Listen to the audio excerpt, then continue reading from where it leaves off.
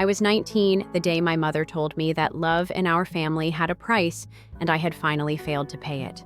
It was late July in Houston, and the air was so thick you could choke on it. I had just finished a grueling double shift at a diner when I found Mom waiting on my battered front porch, perched on the top step like a queen inspecting her estate. In one hand, a lease agreement. In the other, a calculator. "Darling," she began too sweetly, "your brother found a beautiful loft in Midtown. He just needs you to co-sign." I froze.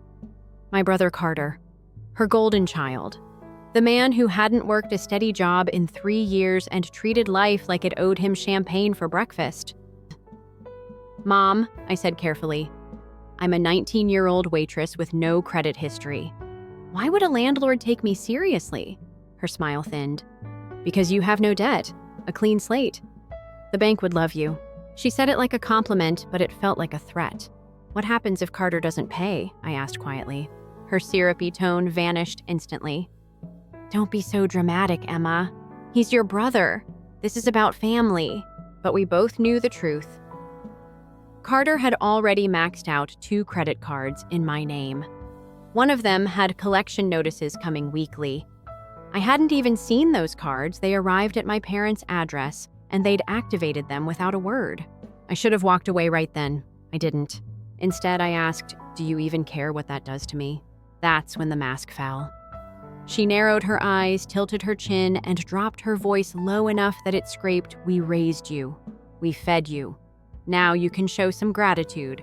When I hesitated, just hesitated, my father appeared on the porch, arms crossed, voice loud, "Ungrateful girl. After all we've done." That was it. That night, I packed a duffel bag, left a note that said, "I love you, but I can't keep paying for love," and disappeared before dawn. I ended up crashing on my friend Mia's couch in a studio apartment that smelled like burnt coffee and laundry detergent. It wasn't glamorous, but for the first time I could breathe without feeling like I owed someone for it. By day, I worked 2 jobs, waitress and night shift receptionist at a cheap motel. By night, I studied at the community college, cobbling together enough credits to transfer someday.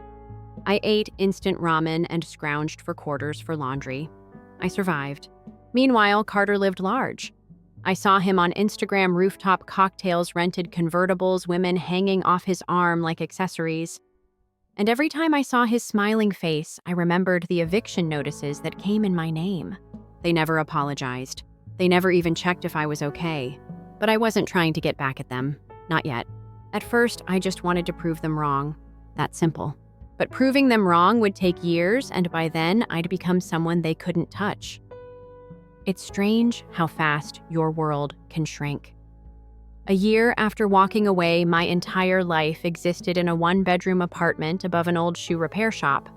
The walls were thin and the heat was unreliable, but every inch of that space was mine.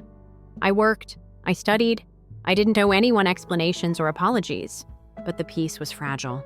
One evening, after a brutal 12-hour day juggling both jobs, I found a plain envelope jammed under my door. No return address. Just my name written in my mother's handwriting, careful and almost gentle, as if that would soften what was inside. I sat at the tiny kitchen table and stared at it for a long minute before opening it.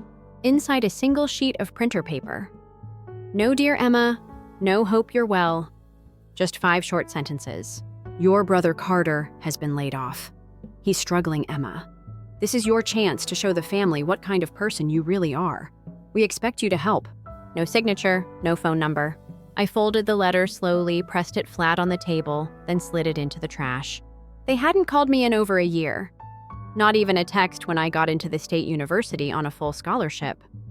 When I graduated from community college at the top of my class, they didn't show up or even acknowledge it. But now Carter needed me. Something hardened in me that night. I realized this wasn't just about money or loyalty, it was about control. For them, family was a hierarchy. Carter at the top, me as the resource, Mom as the broker, Dad as the enforcer. And it hit me, they never asked because they didn't think they needed to ask. They believed they owned me. That thought followed me everywhere after that night. It sat with me during lectures, hovered while I balanced trays at the diner, crept into my mind while I sat in my car staring at the gas gauge sliding toward empty. And slowly, it became a quiet vow. I didn't just want to survive anymore. I wanted to take back every inch of myself they had claimed. I started saying no, not just to them, but to everything that didn't serve me. No extra shifts that wrecked my study schedule. No emergency favors from classmates who never cared until they needed help. No apologies for being busy or unavailable. That word no tasted strange at first. Then it felt like freedom. I doubled down at school. I applied for competitive internships that terrified me. I took risks joining public speaking groups even though my voice shook. Networking with people far outside my comfort zone. The biggest risk came when I entered a pitch competition for a business fellowship, something I'd never dared before. The prize was small by corporate standards, $5,000 and a mentorship package. But to me, it was everything. I pitched an idea about financial literacy for working-class women. Programs tailored not for polished MBA students, but for waitresses, hotel housekeepers, and administrative assistants like me. My proposal wasn't polished. I fumbled a few lines. My hands trembled as I clicked through my slides, but I spoke from the deepest place in me. I told them about the credit cards I never applied for, about the eviction notices, about the lectures disguised as gifts. And I ended my pitch by saying, no one talks about what it costs to be a daughter when family thinks you're a resource, not a person. There was silence at first. Then applause, real, generous applause that didn't feel polite or automatic. I didn't win first place, but I came second. And one of the judges slipped me her card afterward. I like your fire, she said. Call me. Let's talk about where this can go. That conversation changed everything. I spent the next year working with her firm on weekends learning about personal finance consulting. By the time I graduated, I had 3 clients, all word-of-mouth referrals from women who were tired of being trapped by bad advice and worse partners. My income doubled, then tripled. But just as I started to think maybe, just maybe, I could leave that part of my life behind, a knock on my door one Saturday morning shattered that illusion. It was Carter. He hadn't changed much.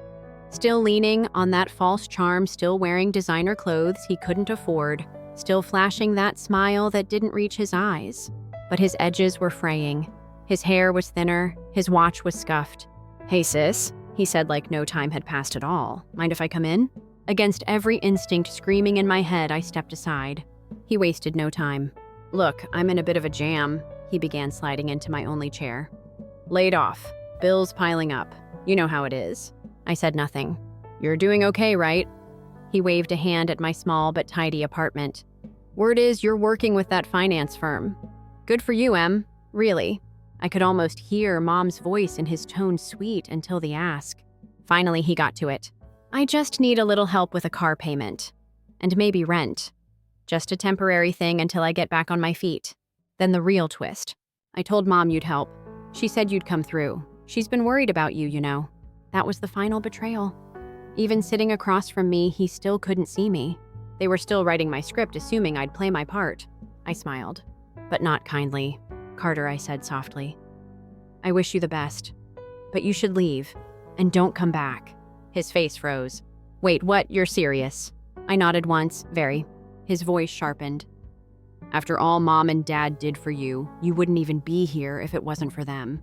That's exactly why you're here, I replied, standing now, voice steady. Because they taught you that I owed them and by extension you, but I don't. Not anymore. He stood slowly, angry now, but uncertain. You'll regret this, he said. But there wasn't much conviction behind it. I closed the door behind him. Then I locked it. And for the first time since I was a child, I felt completely free. But the story wasn't over. 3 days later, a letter arrived, this time from my parents directly. Handwritten. Thick envelope. Inside a formal request, they wanted me to co-sign a mortgage refinance.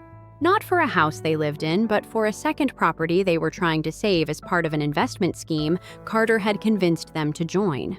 It wasn't about family. It never had been. They were sinking, and they saw me as their lifeboat.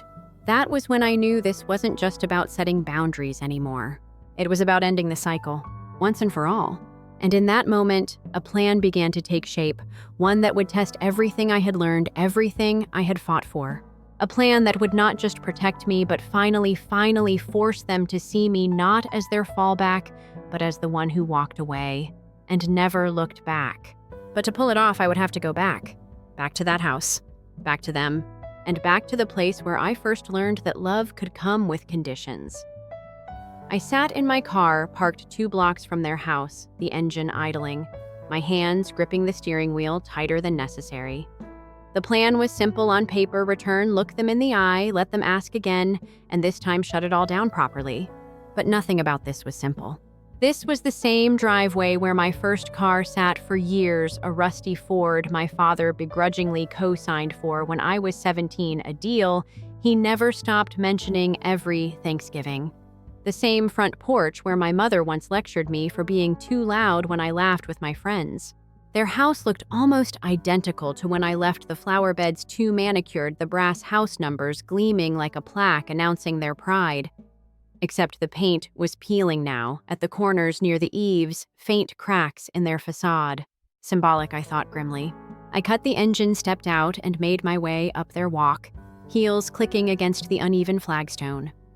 The air smelled faintly of honeysuckle and fertilizer, a sickly sweet contrast that perfectly described this family. They answered the door together like they'd rehearsed it. My mother, hair sprayed into a helmet, pearls around her neck even on a weekday afternoon. My father wearing his retired gentleman uniform of golf sweater and khakis. "Well, look who decided to grace us," Mom said, her smile tight. Emma, Dad added, his tone attempting warmth but landing somewhere between patronizing and defensive. I stepped inside without waiting for an invitation. The air was exactly as I remembered, too cold from the overachieving air conditioner, and scented faintly of lemon polish and old paper. It felt staged. Their house had always been a symbol, a carefully curated performance of respectability. A 2-story shrine to their version of success, the brass-framed diplomas, the souvenir plates from their cruises, the oil painting of Carter at 5 years old above the mantel. I used to joke silently that I was a guest star in this house, a visitor rather than a daughter, but now I was something else entirely, an interruption. I took a slow, deliberate breath and walked straight to the kitchen table where a file folder lay waiting marked mortgage refinance. Mom moved first, sliding into the chair opposite me. "Emma," she began, voice syrupy, "I know things have been difficult, but this is an opportunity for you to help your family. Carter is trying so hard, you know that."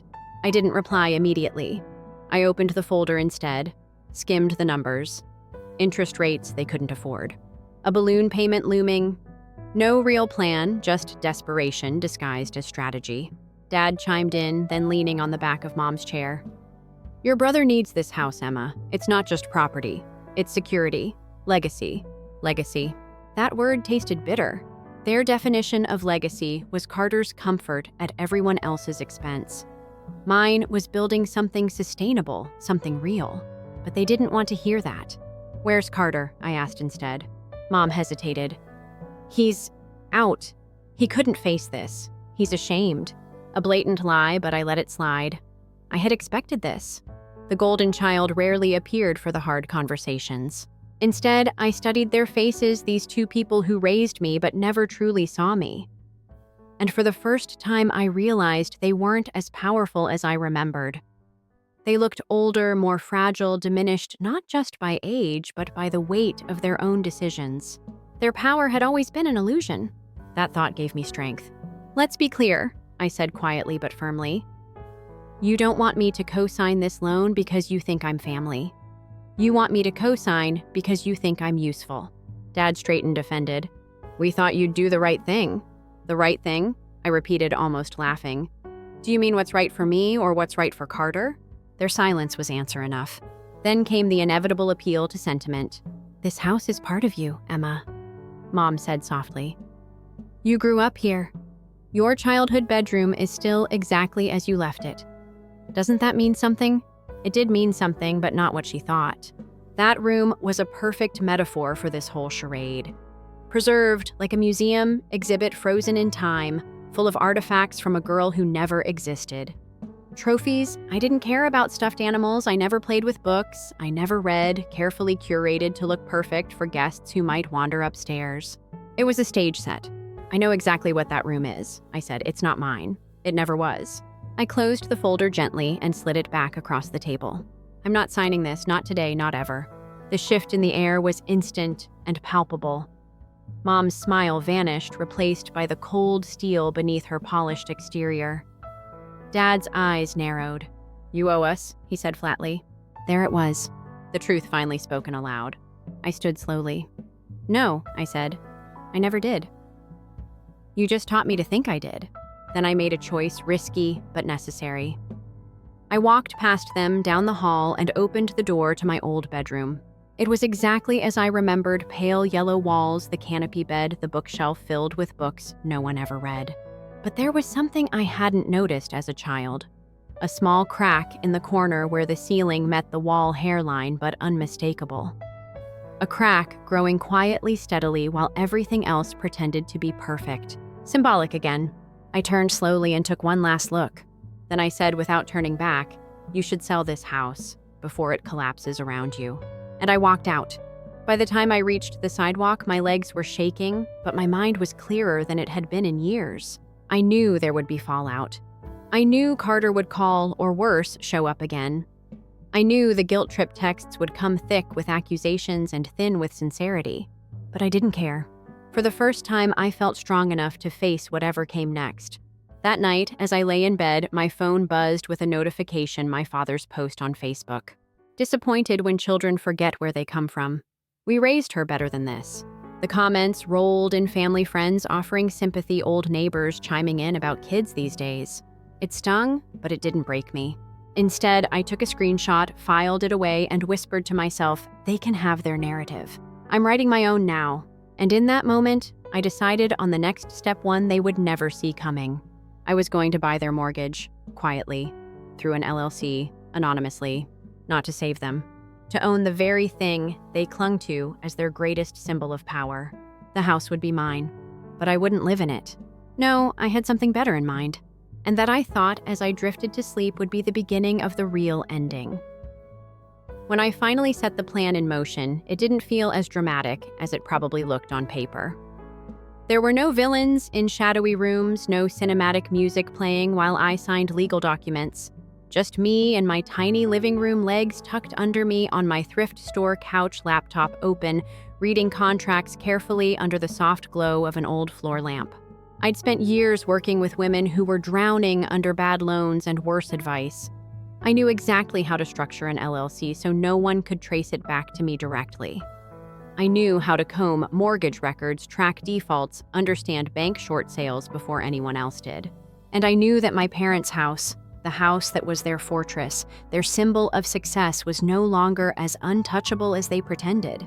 Their refinancing applications had failed.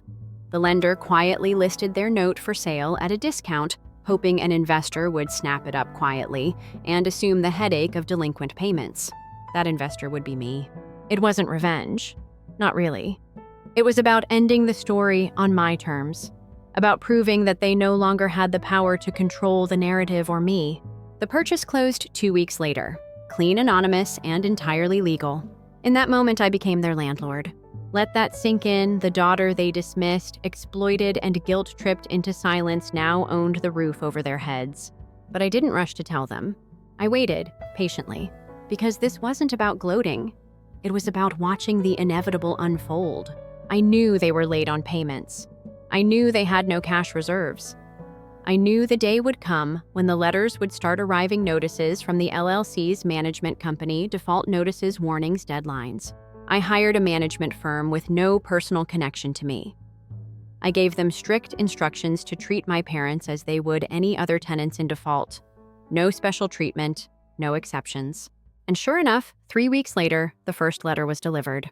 I imagined my mother's face as she read the official notice taped to the front door: 30 days to cure arrears or eviction proceedings would begin. I imagined her rushing to call the bank demanding an explanation, only to be told the loan had been sold. I imagined my father pacing their too pristine kitchen, The same kitchen where I'd once sat doing homework while they berated me for every perceived failure, wondering how this could have happened. And yet not one call to me, not a single text. Their pride was both their armor and their downfall. Symbolic again. They were so committed to the story they'd written about me, the irresponsible daughter who would never amount to anything, that they couldn't even conceive that I was behind the curtain now. It was strangely liberating watching it unfold from a distance. I felt no guilt, no doubt. This wasn't petty, this was precise. Because at its core, this wasn't about property, it was about power. In our family, power had always belonged to those who controlled the narrative. My parents controlled it for years, telling neighbors, relatives, even themselves, that I was difficult, ungrateful, irresponsible. But now quietly and legally, I was rewriting that narrative.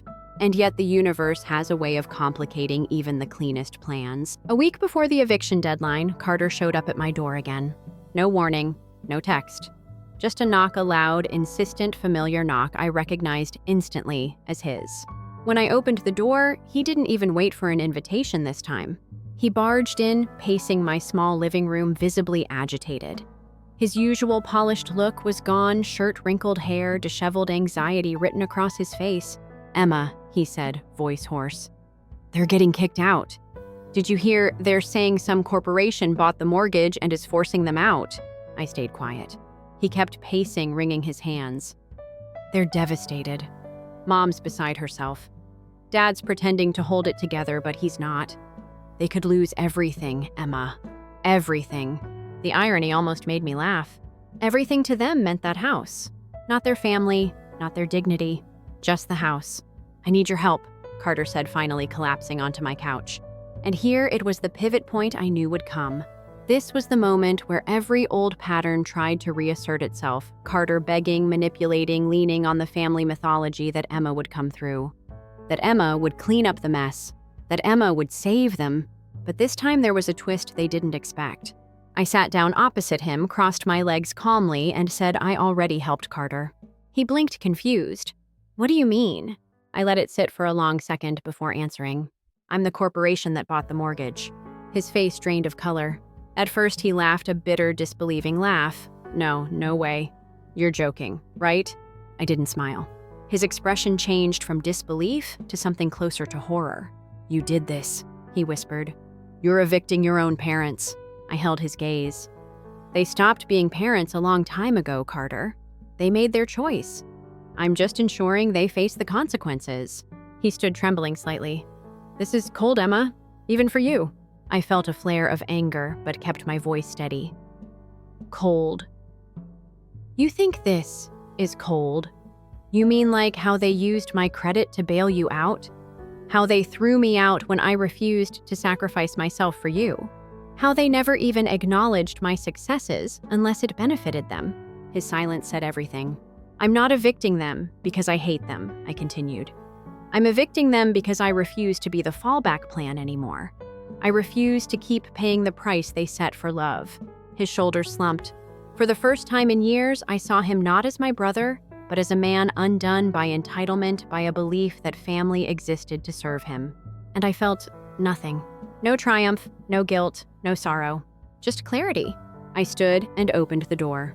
30 days, Carter. They have 30 days. He hesitated at the threshold as if looking for a final olive branch. But there wasn't one. Not anymore.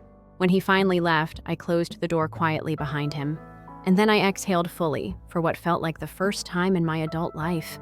The next morning, I mailed the final notice. 30 days. And then the house, the symbol of all their power, would no longer be theirs. It would belong to me.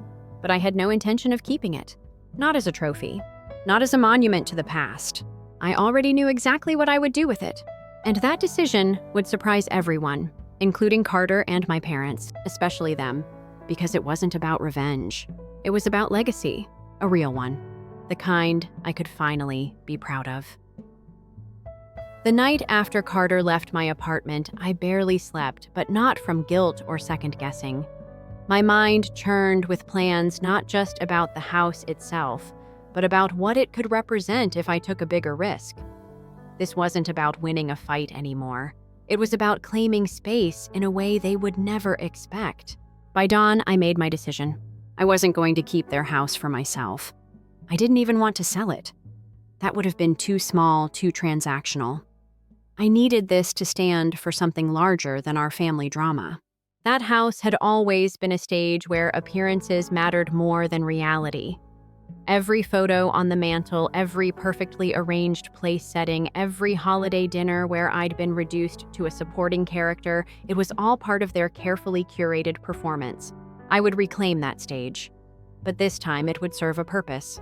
That morning, I made calls to 3 local nonprofits. One worked with young women aging out of foster care. Another supported survivors of domestic violence. The third provided emergency shelter for single mothers who were at risk of homelessness. By the afternoon, I'd met with their directors, sitting across conference tables in worn offices, cluttered with file folders and donated furniture. These women didn't speak in platitudes.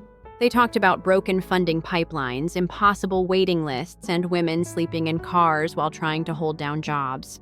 It was the world I almost fell into myself when I first left home. The difference between me and the women on those waiting lists was paper thin: a scholarship, a lucky break, a friend's couch. That night, I drafted the plan. Once the eviction cleared, the house would be transformed into transitional housing. 12 bedrooms, a common kitchen, on-site childcare, financial literacy workshops, the kind I now taught for a living. It would no longer be a shrine to my parents' image of legacy. It would be a living, breathing sanctuary for women like me, women who had been undervalued, overlooked, or written off. The irony was perfect. The very structure they clung to as proof of their superiority would become a place where women rebuilt their lives, where control was no longer hoarded or weaponized but shared. There was risk, of course. I had to secure permits, funding work with city inspectors, contractors. The timeline was tight and the finances delicate. But for the first time in my life, I felt capable of this scale of risk, not because I knew it would succeed, but because I was no longer afraid of failing. Failure, I realized, would be to do nothing. To simply evict them, sell the house, pocket the profit, and walk away. That would have been their style. Transactional, superficial, self-serving. But this was different. This was transformation. I kept the entire process quiet. No social media updates, no announcements. My parents still hadn't figured out that I was the owner. They continued to treat their looming eviction as an unfair attack by some faceless corporation. My mother even posted online about it, vague references to predatory lenders and corrupt real estate speculators. The comments from friends were predictable sympathy, outrage, confusion. Not one of them seemed to suspect that the predator was their own daughter. It was a fitting symbol. They had spent years failing to see me as I truly was. Why should that change now? As the eviction day approached, my parents went silent toward me personally. No calls, no texts. Carter too disappeared, whether from shame, anger, or simply inability to face me, I didn't know. Or care. When the final day arrived, I didn't attend in person. I watched from a distance, sitting in my car parked around the corner, engine off, watching as the movers packed their remaining things onto a rented truck. No hired help this time. No sense of dignity. Just quiet defeat. My parents stood on the lawn as the front door was locked behind them, keys surrendered. And I felt calm. Not vindictive, not sad. Just done. But the true satisfaction came the following week when the nonprofit directors gathered in what had once been my family's pristine, formal living room. We walked through the property together, clipboard notes in hand, pointing out where walls would come down to make communal spaces, which rooms would be ideal for mothers and small children. The dining room, where my father had once berated me for failing to cut my hair professionally, would become a shared kitchen where women would cook for each other. My childhood bedroom, the one frozen in time as a museum exhibit, would become a playroom, symbolic at every level. As we finalized the plans, one of the directors turned to me and asked, "Why this house?" And for the first time, I answered honestly out loud. Because I spent my whole life being told I didn't belong in this house. I want to make sure that the next generation of women who walk through this door know they do. That answer felt like the closure I hadn't even known I was chasing. I didn't tell them who my parents were. I didn't explain the full backstory. It wasn't about my family anymore. It was about claiming space, reclaiming narrative. turning a symbol of exclusion into a place of inclusion. But even as I planned every detail, I knew there was one last thing I needed to do before demolition began. I needed to confront my parents directly, not as the child desperate for their approval, but as the woman who now held all the cards. The meeting was arranged quietly by letter. A single sentence: I own the house. Meet me there, 1 hour before sunset. When they arrived, they were bewildered, at first stepping back onto what they thought was still their property. But seeing unfamiliar cars in the driveway, unfamiliar people working in the yard preparing the space for what was coming, their confusion turned to horror when they saw me standing on the front steps, arms crossed. I didn't waste time. I bought the mortgage, I said plainly. You no longer own this house, and in 30 days, it will no longer resemble anything you remember.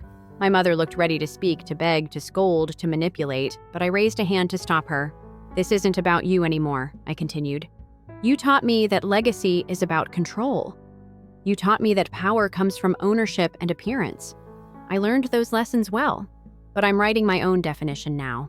They stood frozen. My father spoke, then voice trembling, not with anger, but something closer to grief. Why, Emma? Why would you do this to us? I met his gaze and replied calmly, I'm not doing this to you. I'm doing this for me and for every woman who walks through this door after you leave. For a long second, none of us moved. Then without another word, I stepped back and closed the door gently, leaving them standing there. Outside, on the wrong side of the threshold they'd guarded so carefully for decades. And as I leaned against the inside wall, heart racing but steady, I knew this was the moment where my story truly diverged from theirs. This house would no longer be a fortress. It would be a sanctuary. And for the first time, I felt ready to leave it all behind. But even as I walked through each room, one had time that evening, running my fingers over the banister, tracing cracks in the plaster, studying the worn hardwood floors, I knew there was one last twist to this story. A decision I hadn't fully made yet. Whether to ever let them know that I was the owner from the start. That choice would come later, but not tonight. Tonight, the house belonged to me, and soon it would belong to women who needed it far more than my parents ever did. The sun dipped below the horizon as I locked the front door for the last time. And as I turned away from the house and walked calmly toward my car, I smiled, not a triumphant smile, but a peaceful one. A quiet, private, deeply earned smile. Because I knew this was only the beginning. 6 months after I locked that door for the last time, the house didn't look anything like it once did. The old white clapboard siding was gone, replaced by soft gray panels. The brass numbers over the front door had been replaced with a simple wooden sign, Haven House. I stood on the sidewalk across the street, coffee in hand, watching volunteers unload fresh mattresses and donated cribs from trucks. The landscaping had changed to gone were my mother's manicured rose beds, replaced by a small vegetable garden that some of the future residents would tend themselves. There was no press release, no grand opening ribbon to cut. Just quiet work, the kind that speaks for itself. That was deliberate. This wasn't about publicity. This was about purpose. When the first women began to move in, I made a point not to introduce myself as the owner. I walked the property like a volunteer, cleaning windows, assembling IKEA furniture, hauling boxes. That anonymity was intentional. I didn't want anyone to feel obligated to thank me. This wasn't charity, it was justice finally tilted toward women who deserved dignity. One morning, while unpacking kitchen supplies, I met Ava, one of the first residents, a mother of 2 girls, bright-eyed despite the exhaustion behind her polite smile. We talked while she shelved canned goods. I still can't believe this place exists, she said quietly. Feels too good to be true, honestly. A real place for people like me. I smiled gently. It's real, and it's yours now. Her gratitude wasn't performative, it was humble and tired and genuine in a way that caught me off guard. I excused myself for a moment and walked outside to collect myself. This was what legacy should feel like. But beneath the calm surface, I knew my family's story wasn't entirely finished. A week later, I got an email from Carter. Short, bitter, but strangely restrained. They're living in a rental now, barely scraping by. You've made your point. I hope it was worth it. I didn't reply. I didn't need to. His message wasn't a plea for help, it was an invitation to reopen the cycle. I recognized the bait. Guilt, the old script. But I was done being cast in their play. Instead, I turned my attention fully to Haven House. We hosted evening workshops on financial literacy, job readiness, and navigating the legal system topics that still made my stomach twist with familiarity. These women didn't need pity, they needed tools. The common room walls soon filled with reminders of what they were building together. A bulletin board covered in notes of encouragement schedules for shared childcare flyers for community college programs. And every evening, when I walked through the house, I noticed the absence of something that used to define my family's home shame. In this house, no one measured a woman's worth by her mistakes. No one treated a setback as a moral failing. No one weaponized help as a tool for control. This house was full of women supporting each other quietly, imperfectly, messily, but honestly. There was an irony in that I thought as I sat on the porch swing late one evening, my parents' house had always felt like a museum of appearances. Haven House felt alive, a living organism, breathing, growing. And just when I thought that part of my journey was over, a letter arrived not from Carter, not from my mother, but from an old neighbor. Handwritten, neat cursive I immediately recognized as Mrs. Adler's. She'd lived 2 doors down from us since I was a child. Her words were careful, but clear. Dear Emma, I see what you've done with the house. I know your parents don't speak of it, they pretend they don't even drive down this street anymore, but I walk past Haven House every morning. I see the children playing in the yard where you used to ride your bike. I hear laughter coming from that porch. I want you to know I'm proud of you. We all are, even if most won't admit it out loud. You turned something hollow into something whole. With love and admiration, Ruth Adler. I read that letter 3 times before folding it carefully and sliding it into a drawer in my office, the only letter from that street I would keep. It meant more than all my parents' lectures combined. That letter felt like closure and validation in one. But the final twist in this story came not in words, but in a visit. One quiet Sunday afternoon, while organizing a small bookshelf in the playroom, I looked up to find my mother standing in the doorway. No announcement, no warning. She looked smaller than I remembered. Her hair wasn't perfectly styled. Her cardigan hung loosely on her shoulders. And her face, always so practiced and controlled, was tired in a way that made her look almost human. For a long moment, neither of us spoke. Then quietly she asked, "May I come in?" I nodded once, saying nothing heart-steady. She stepped into the room, cautiously glancing around at the children's toys scattered across the floor, the worn sofa, the bright paintings made by the new residents. Finally, she sat down carefully in one of the small armchairs meant for visitors. "You did all this?" she asked, not accusatory but curious. "I did," I said simply. Another silence stretched between us, this one not hostile, just heavy. Her gaze softened as she looked out the window at the vegetable garden. "You made something good, Emma," she said quietly. It wasn't an apology. It wasn't even close. But it was the closest she'd ever come. I felt no rush to fill the silence.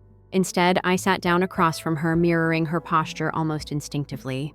After a while, she spoke again so softly I almost missed it. "Your father, he blames himself for everything now. He won't admit it, of course, but he does." For the first time, I felt something other than anger for her, a sliver of understanding, perhaps even pity. Not sympathy, just clarity. I leaned forward slightly, my voice even.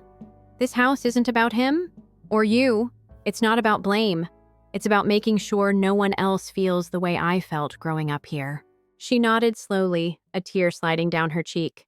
"Can I volunteer?" she asked suddenly, her voice shaking just a little. I don't know how to help, but I want to try." I hadn't anticipated this. I thought about saying no, but then I realized true closure isn't about doors slammed shut. It's about knowing you can open the door and walk away anytime. So I met her gaze steady and calm. "You can apply like anyone else," I said gently. "And if you're ready to help, there's always work to be done." Her nod was almost imperceptible. Then she stood, slowly hesitated at the doorway, and left quietly, no grand speech, no dramatic exit. And I stayed in that small playroom, watching the late afternoon light dance across the scuffed floors. This was it. The end of their story and the beginning of mine. Haven House wasn't just a building. It was a declaration that dignity could be reclaimed. That legacy could be rewritten. That power could change hands and purposes without bitterness. And as I sat there listening to the quiet hum of a house filled with imperfect, resilient, deserving people, I finally felt what I had chased for years. Peace, not the peace that comes from winning a battle. The peace that comes from refusing to fight on their terms anymore. And somewhere deep inside me, I knew this wasn't just the end. This was exactly where my real story would begin. Story 2. I'm Ethan, 33. And here's the moment that finally ended the charade.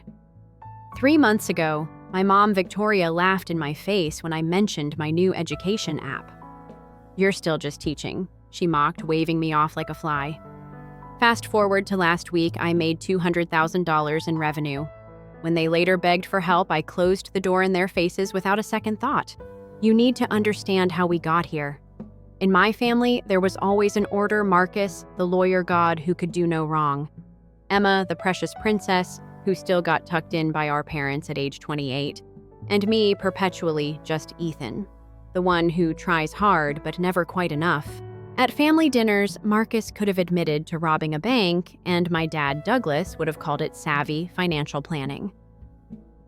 Meanwhile, Emma, despite having 2 kids and a mountain of credit card debt, was the delicate flower who still needed everyone's protection.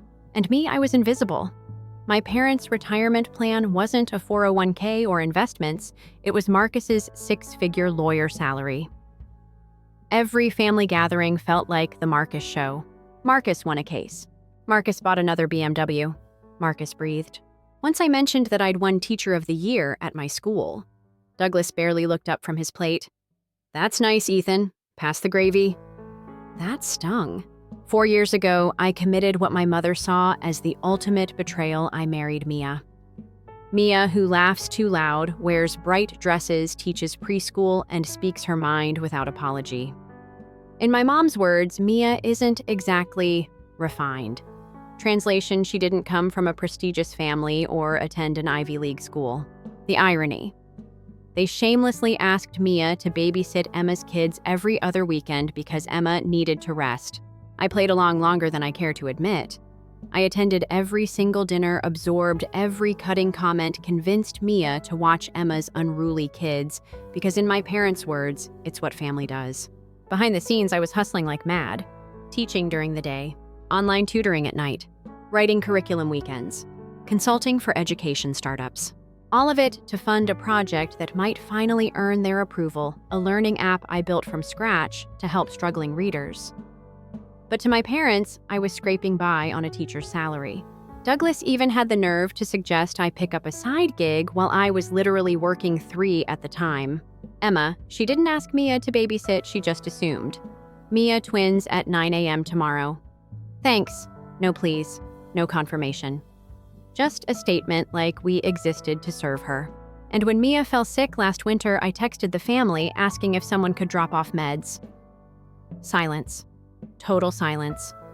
5 days later, my mom texted, "Is Mia still sick?" like she was asking about the weather. I kept telling myself they'd come around someday. That if I just worked harder, earned more, maybe they'd see me. Maybe they'd finally treat Mia and me like actual members of the family. But the breaking point came 2 months ago. Every first Sunday of the month, the extended family met at my parents' house, a tradition since childhood. The dinners were always a showcase for achievements and wealth. And sure, mine never mattered, but this month. This month, I was ready.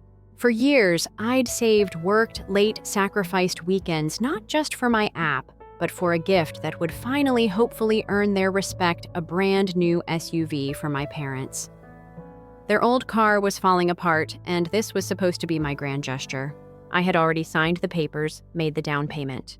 But then the day before the dinner, my mother texted me, "Ethan, honey, we're canceling tomorrow. Dad and I are exhausted and money's tight lately. Maybe next month." That hollow feeling crept up again, the familiar ache of being the expendable child. But then I had a thought, why not just show up anyway? Surprise them with the keys. Make this the moment they finally see how much I care. Mia warned me. "You're being too generous, Ethan," she said gently. "They don't deserve this." But I couldn't let go of that hope. So we drove over late afternoon. and there they were, cars packed around the driveway. Marcus's BMW, Emma's SUV, my uncle's Audi, my aunt's Lexus. Inside, through the wide bay window, I could see everyone laughing around the table. Plates, full glasses raised. A regular family dinner, the very one I'd just been told was canceled. Mia gripped my arm. "Ethan," she whispered, "look at this. They lied to you." But I still rang the doorbell. Still wanted a rational explanation. Still yearned for my mother to say, "Oh, Ethan, we were going to call you, come in."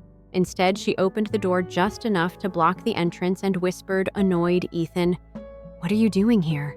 I kept my voice calm. "You texted, said dinner was canceled." She didn't even flinch. "Well, yes, but this is different. This is just for family members who contribute." I blinked. "What?" She rolled her eyes. "Marcus just made partner. Emma's husband got promoted. What have you done lately? Still just teaching?" My jaw literally dropped. Behind her, Marcus smirked, raising his wine glass like a mockery of a toast. My dad didn't even get up. That was it. That was the moment. The steel clicked into place inside me. "You know what's funny, Mom?" I said quietly.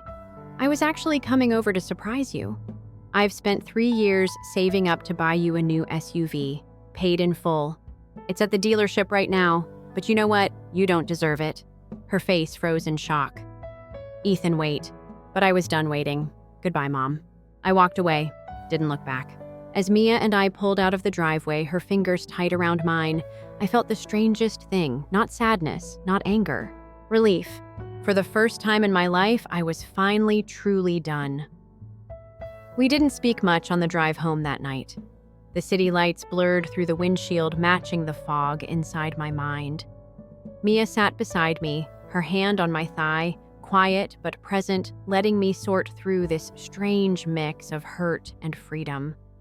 It wasn't just betrayal, it was confirmation. They'd shown me, without pretense, where I stood in their carefully curated world. And for once, I didn't have to guess. Back at our apartment, I canceled the SUV order with a short, simple phone call. The salesman sounded confused, disappointed even, but I kept it brief. Plans changed. I didn't owe him an explanation any more than I owed one to my family. Mia made tea and we curled up on the couch, a cheap old thing we'd picked up secondhand years ago, and for the first time it felt like sanctuary. But peace was short-lived. The next morning, my phone lit up text from Mom, Dad, Marcus, even Emma. Not a single apology, just complaints and demands. Emma's message made me scoff out loud. "Can you and Mia take the kids this weekend? Also bring those cute educational toys you mentioned. Thanks." As if nothing had happened. I put the phone down unread and looked over at Mia. She gave me that look, the one that said, "Don't even think about engaging." And I didn't. Instead, I started clearing my inbox of their numbers, blocking each one like sweeping away cobwebs from corners of a house I no longer lived in. It was strangely therapeutic. But families like mine don't retreat gracefully. When they couldn't reach me directly, they escalated. Within a week, my parents showed up unannounced at our apartment building. They didn't ring the doorbell, they waited in the lobby like vultures. I spotted them from our window as I was grading papers, leaning against the concierge desk with an air of entitlement. My stomach knotted. Mia came over, saw them too, and simply said, "Your call." I stayed upstairs. After an hour of waiting, they left a note slipped under our door. "This immaturity is heartbreaking. You're tearing this family apart. Call us." I didn't, because I was finally beginning to see it. Their definition of family was nothing more than a transaction. My usefulness dictated my value. Here's where things took a turn, a twist I didn't expect. About 2 weeks later, I got an email that made me sit bolt upright. My education app, the one I'd quietly worked on for 3 years, had been picked up by a national education publisher. Their offer was substantial, life-changing in fact.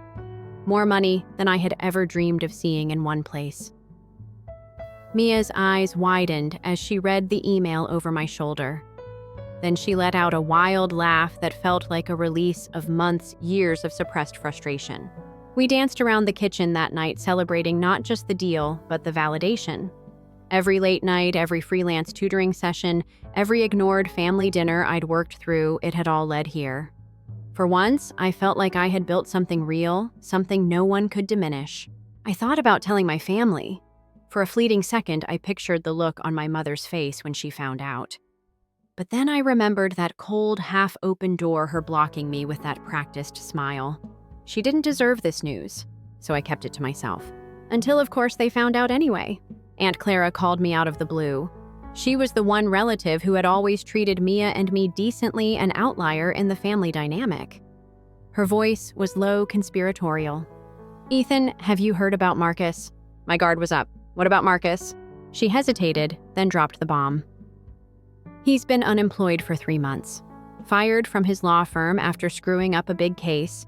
He's been pretending to still have a job, but he's desperate." I thought you should know. I sat there in stunned silence, processing the information.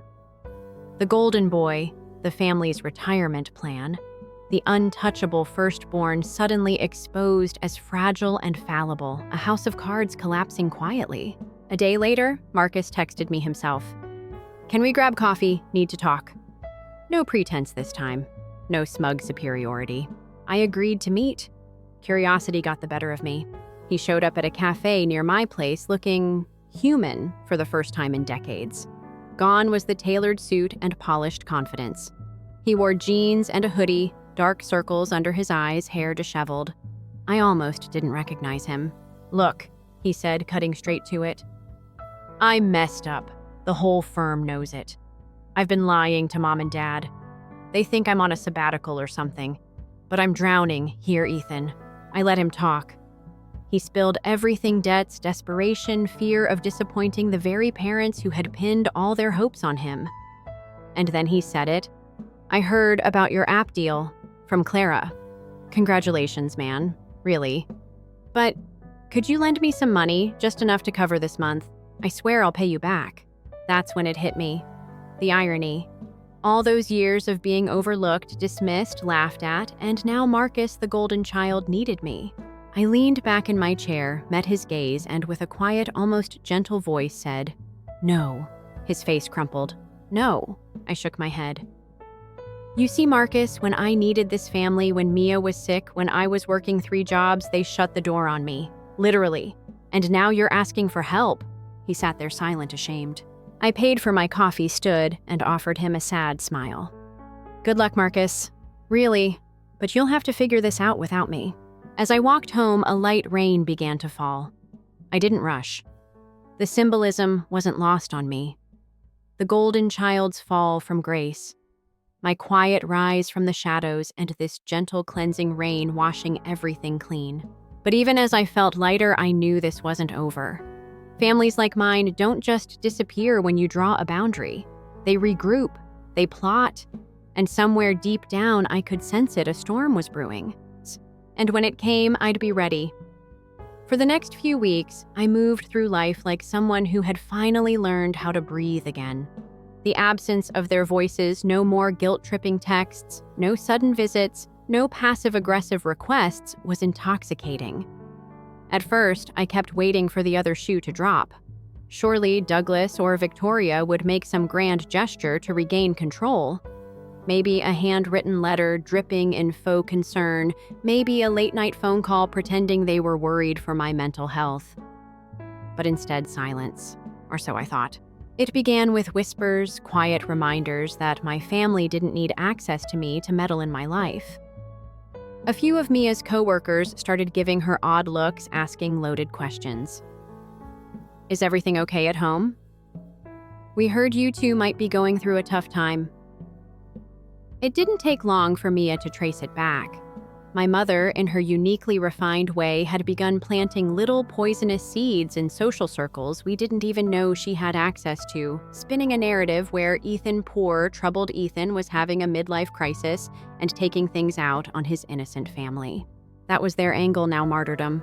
Symbolically, it felt like they were trying to break back into my life, not through the front door, but through cracks in the walls, sowing doubt, manipulating perceptions, reshaping themselves as victims of my cruelty. It was classic Douglas and Victoria. They couldn't control me directly anymore, so they were controlling the narrative around me. One afternoon, Mia sat across from me, her eyes fierce but tired. "They're targeting me now, Ethan. Not directly, but sideways. Little digs, subtle enough to make me look unstable." She paused, then added quietly, "They want me to look like the problem." That's when I knew this wasn't just about setting boundaries anymore, it was about defending them. Not just for me, but for Mia too. The next day, I did something risky. I reached out to an old friend from college, Theo, who worked as a communications consultant and PR strategist. "You want to manage your image?" he asked, half laughing over coffee. "That's what celebrities do, Ethan." "No," I replied calmly. "I just want to stop my family from poisoning our lives through gossip. I want to own my story before they twist it further." Theo leaned back in his chair, intrigued. "All right then, let's get strategic. First, you need to reclaim your narrative publicly." That idea terrified me. I was a quiet guy by nature, a teacher, a developer, not someone who craved attention. But Theo convinced me that controlling the story didn't require tabloid headlines. It meant sharing my work, my passion, my truth in my own words, on my terms. So I began writing blog posts, recording little behind-the-scenes clips about my journey building the app, what motivated me, why education mattered to me so deeply. And people listened. Former students commented. Parents whose kids had struggled with reading shared my posts. Teachers from around the country reached out to say thanks. The most remarkable thing, no one cared about my last name. No one asked, "How does Douglas feel about this?" or "Did Victoria approve?" For the first time, I felt free. But just as that sense of empowerment began to feel real, Marcus returned. He didn't call this time, he just showed up at my doorstep. Mia spotted him first, leaning against the brick wall near our stoop, his hands shoved deep in the pockets of a worn-out jacket. He looked small, somehow less the golden child, more just another lost man. I stepped outside, closing the door behind me, keeping Mia shielded from whatever was coming. Marcus didn't waste time. "They know," he said simply. I didn't ask what he meant. I already knew. My parents had discovered the size of the app deal. How, who knows, maybe Aunt Clara, maybe an old family friend. Information has a way of trickling through the cracks, especially when you come from a family obsessed with appearances. "They're desperate," Marcus continued, voice lower. "Dad took out a second mortgage on the house. Mom's been selling heirlooms. They're spiraling, Ethan. And they're blaming me now that they know I've lost my job." A part of me felt a flicker of pity. But a stronger part recognized what this really was, yet another attempt to shift responsibility. "I'm not coming back, Marcus," I said quietly. He exhaled, closing his eyes.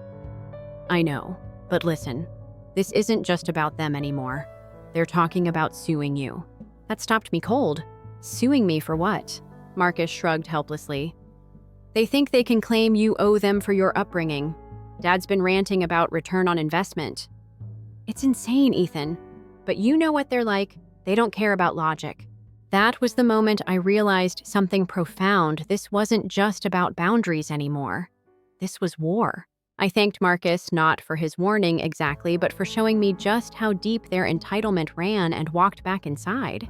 Mia was waiting by the window watching the rain fall again, just as it had the day I shut my mother's door in her face. "It's starting," I told her. She didn't ask what I meant. She just nodded and took my hand.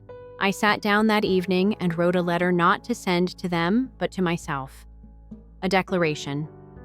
In it, I wrote, "They don't own me. They never did. They believed they shaped me, but all they taught me was how to leave."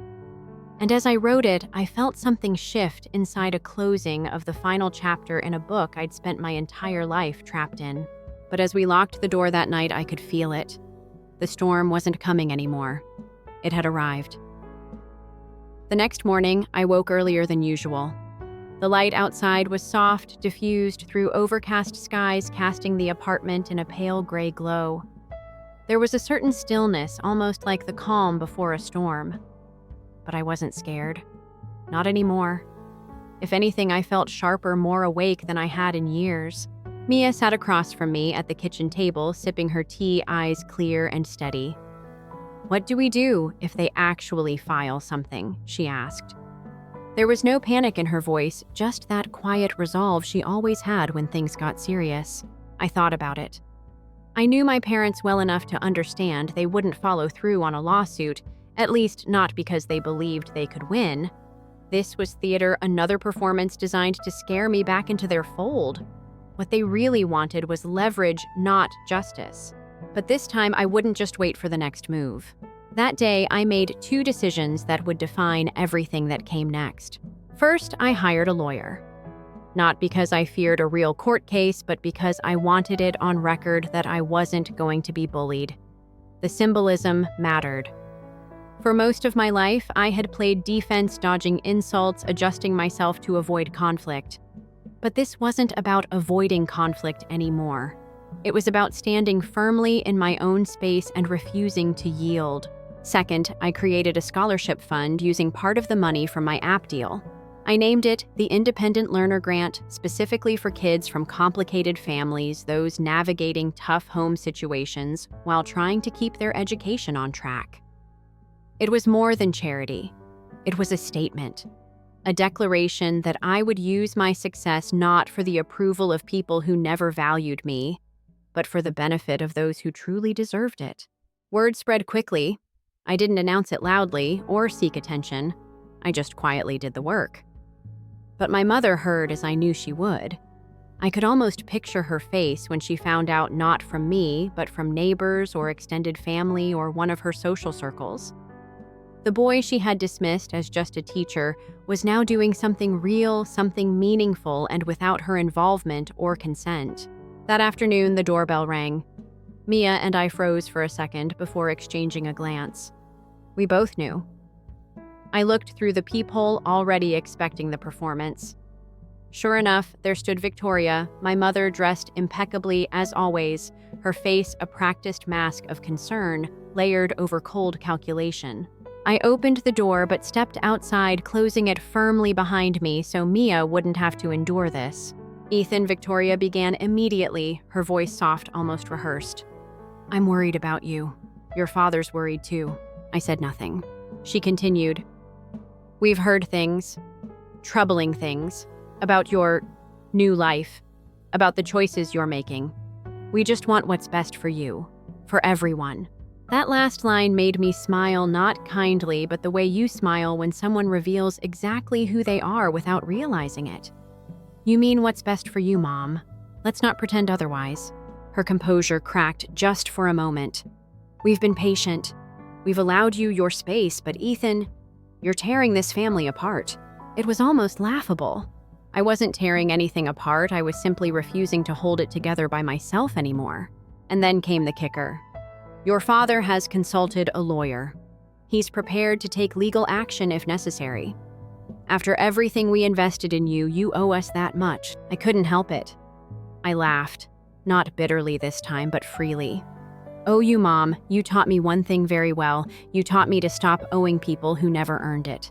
"Congratulations." Her eyes narrowed, but I kept going, the words finally flowing easily without hesitation or fear. "You've spent decades building this house of cards, pretending everything was perfect, pretending Marcus was flawless, pretending I was the problem. And now that it's all falling apart, you're looking for a scapegoat again. But I'm not available anymore." I could see the calculation in her gaze, whether she should pivot, beg guilt trip, or escalate, but I didn't wait for her decision. "You can sue me if you want," I said gently. "You can tell your friends whatever story makes you feel better. But understand this, I'm not coming back. Not today, not ever." Then I did something I never imagined I'd do. I reached forward, placed my hand gently on her shoulder, a symbolic reversal of every moment she had controlled or belittled me, and said quietly, "Goodbye, Mom." And I meant it. I turned, stepped back inside, and locked the door behind me. As I slid the deadbolt into place, I felt something deep in my chest unlock at the same time. A final release. That night, Mia and I sat side by side watching the rain streak down the window, our plates empty from a simple dinner. No noise, no interruptions, just quiet. And I realized that this peace was exactly what I had been chasing all along. Not their approval, not their praise, just peace. But I also understood something else. I hadn't just cut ties. I had redefined what family meant. It wasn't bloodlines or duty or legacy. It was respect, kindness, choice, the values I would carry forward. The kind of family Mia and I would build for ourselves, and someday, maybe for children of our own. As we cleaned up and turned off the lights, Mia took my hand and asked softly, "Are you okay?" I thought about it for a moment, really considered it. Then I smiled and said, "Yeah, actually, I think I finally am." And I meant that too. But I also knew this wasn't some fairy tale ending where everything would now be easy. The storm might have passed for now, but life was still complicated, messy, unpredictable. The difference was I was no longer afraid of it. The next chapter was mine to write, and this time I was writing it without compromise.